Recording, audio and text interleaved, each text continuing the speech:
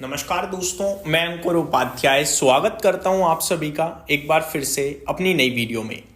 दोस्तों यहाँ पे आप सभी के साथ बात करने वाला हूं। एक बार फिर से एक मैन्युपुलेशन का केस सामने आया है और एक बार फिर से सेबी ने फाइन लगाया है, लेकिन कहीं ना कहीं रिटेल इन्वेस्टर तो फंस चुका होगा, रिटेल इन्वेस्टर ट्रैप हो चुका होगा।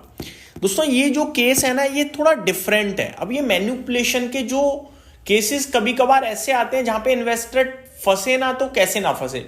मुझे याद आता है बीसीजी का, ब्राइटकॉम ग्रुप का, जहां पे कंपनी ने 7 फाइनेंशियल ईयर्स तक लगातार 7 फाइनेंशियल ईयर्स तक गलत डेटा पोस्ट करा। तो कैसे, रिटेल छोड़ो, मैं कह रहा हूं दिग्गज कंपनी का इन्वेस्टर भी फंस जाएगा। दिग्गज कंपनी कह रहा हूं, दिग्गज इन्वेस्टर भी फंस सकता है।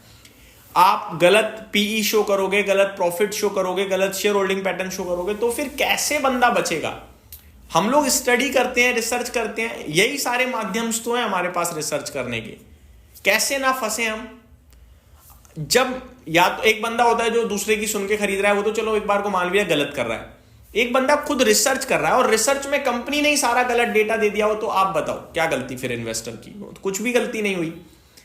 फिर तो डिसिप्लिन यही है कि आपने नंबर ऑफ शेयर्स कितने लिए हुए थे, कितना पैसा लगा दिया, फिर तो राम भरोसे ढाबा है आपका। अब एक जो ये केस आया है, यहां पे क्या हुआ है कि कंपनी ने एक्सचेंजेस के ऊपर डिस्क्लोजर डाला है और वो डिस्क्लोजर ही गलत है। फॉर एग्जांपल मैं आपको बताता हूं, अभी डेली बेसिस पे हम और आप क्या डिस्कस करते हैं, इस कंपनी को इतना ऑर्डर मिला, इस कंपनी को उतना ऑर्डर मिला, इस कंपनी ने ये अनाउंस करा, उस कंपनी ने वो अनाउंस करा, ये इनके लिए इतना पॉजिटिव उतना पॉजिटिव करते हैं बात।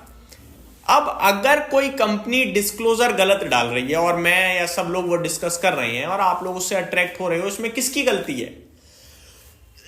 इसमें ना तो मेरी गलती है अगर मैं आपको वो डिस्क्लोजर पढ़ के बता रहा हूं तो, क्योंकि वो लीगल जेन्युइन डिस्क्लोजर है जो कंपनी ने ऑफिशियली बीएसई की वेबसाइट पे अपनी कंपनी के रिपोर्ट में अपलोड करा है। और दूसरी तरफ आप अगर वो रिपोर्ट पढ़कर खरीद रहे हो तो आप भी स्मार्ट इन्वेस्टर हो, आपने डिटेल पढ़ी भाई तब खरीदा, लेकिन वो कंपनी ने अपलोड ही गलत करा है। अब वो पता कब चलता है? 3 साल 2 साल बाद, तब तक तो आपकी पैसे की बैंड बच चुकी है ना। यही कुछ केस हुआ है यहाँ पे। स्टॉक का नाम है दोस्तों जीजी इंजीनियरिंग। पूरी डिटेल समझाता हूं। SEBI imposes 50 lakh penalty on 4 individuals over allegation of manipulating GG engineering share. तो 4 लोगों के ऊपर 50 लाख की पेनल्टी लगाई गई है इंडिविजुअली जीजी इंजीनियरिंग के शेयर को मैन्युपुलेट करने के लिए। एक बार जीजी इंजीनियरिंग का चार्ट भी देखना चाहूंगा और उसके बाद आप सभी के साथ डिटेल शेयर करेंगे। जीजी इंजीनियरिंग के शेयर की बात करी जाए तो 55 पैसे के समथिंग है, 87 करोड़ का मार्केट कैप है।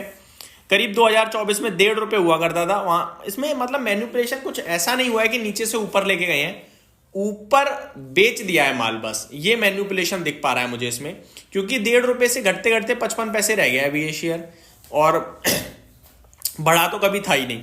क्या सीन है मैं आपको बताता हूं। The market regulator SEBI has imposed penalty of 50 lakh on 4 individuals for engaging in fraudulent practices involving the manipulation of GG Engineering Limited shares। ठीक है जी, कौन कौन 4 हैं? Manish Mishra, Sunil Bhandari, Rekha Bhandari and Anshu Mishra will be required to pay penalty together and individually। क्यों कहा है ऐसा सेबी ने? SEBI observed that Manish Mishra in coalition with Anshu Mishra, Rekha Bhandari, Sunil Bhandari engaged in a coordinated scheme to induce investor to acquire securities of GG Engineering। इन चारों लोगों ने ऐसी मिलकर रणनीति अपनाई कि निवेशक अट्रैक्ट हो खरीदने के लिए जीजी इंजीनियरिंग का शेयर। कैसे? Through uploading false and misleading videos on the YouTube channel. किस तरीके से? गलत डायरेक्शन में यूट्यूब पे वीडियो अपलोड करके गलत इंफॉर्मेशन देकर। Educating officer Amit Kapoor said in the order on Friday, as a part of scheme, they created artificial volumes in the script of GG Engineering। ये कहीं ना कहीं इनके प्लान का फेक वॉल्यूम क्रिएट करना भी हिस्सा था जीजी इंजीनियरिंग में, जहां पे रेखा भंडारी और Sunil Bhandari indulge in order to spoofing, thereby leading to creation of misleading appearance of trading in the shares of GG Engineering। वो दोनों खुद ही ट्रेड करते थे आपस में बड़ा वॉल्यूम जनरेट करने के लिए। आगे मैं आप सभी के साथ बताऊं, इन्वेस्टिगेशन के दौरान यूट्यूब चैनल मिले 2, कौन कौन से? प्रॉफिट यात्रा, मिड कैप कॉल्स। अभी मैंने यूट्यूब पे देखा, इस तरीके कोई चैनल मुझे मिला नहीं है, ठीक है। जो है वो उल्टे सीधे नाम के हैं, कुछ मिलते जुलते नाम है, लेकिन वो शायद वो ना हो। मैं बता रहा हूं जो लिखा हुआ है इस रिपोर्ट में। 2 चैनल्स मिले, यूट्यूब यात्रा और सॉरी प्रॉफिट यात्रा और मिड कैप कॉल्स करके। वो फेक वीडियोस और मिसलीडिंग वीडियो डालते थे, जहां पे क्लेम करते थे कंपनी को 600 करोड़ का ऑर्डर मिला है वेस्ट बंगाल गवर्नमेंट से। अब आप बताओ, 150-200 करोड़ के मार्केट कैप वाली कंपनी को 600 करोड़ का वेस्ट बंगाल से ऑर्डर मिलेगा, ऐसी खबर बाजार में आएंगी तो पब्लिक तो टूटेगी ना खरीदने। यही हुआ और क्या हुआ। अब जिसकी वजह से फेक वॉल्यूम्स आए और लोग खरीदने गए और उन लोगों ने अपना माल चिपका दिया। ये हुआ है दोस्तों पूरा केस इसमें। साथ ही साथ ये दोनों यूट्यूब चैनल जो है वो मनीष मिश्रा ही इनका एडमिनिस्ट्रेटर था। तो ये पूरा का पूरा मामला हुआ है, जिसके बाद सेबी ने इनके ऊपर रूल्स, इनके ऊपर फाइन लगाया है। साथ ही साथ ये आपको एक बार फिर जागरूक करने के लिए था कि भैया बचें, सावधान रहें, सतर्क रहें। सब दिखने वाली चीज सही नहीं होती हैं, कभी कभार फंसते हैं। जहां बिजनेस दिख रहा है वहीं ध्यान दें, जहां बिजनेस नहीं दिख रहा है वहां तो जीजी इंजीनियरिंग के बारे में क्या पता, आप 87 करोड़ में क्या कर रही है क्या नहीं कर रही है। ये एक एग्जाम्पल सेट करेगा आपके लिए एसएमई में भी। एसएमई में आए दिन 10-10 कंपनियां आ रही हैं, लेकिन उनमें कुछ चलती हैं, ज्यादातर बर्बाद होती हैं। आप प्लीज ज्यादा पैसा बनाने के चक्कर में गलत डायरेक्शन में मत चले जाना। Thank you so much for watching this video. Good night guys.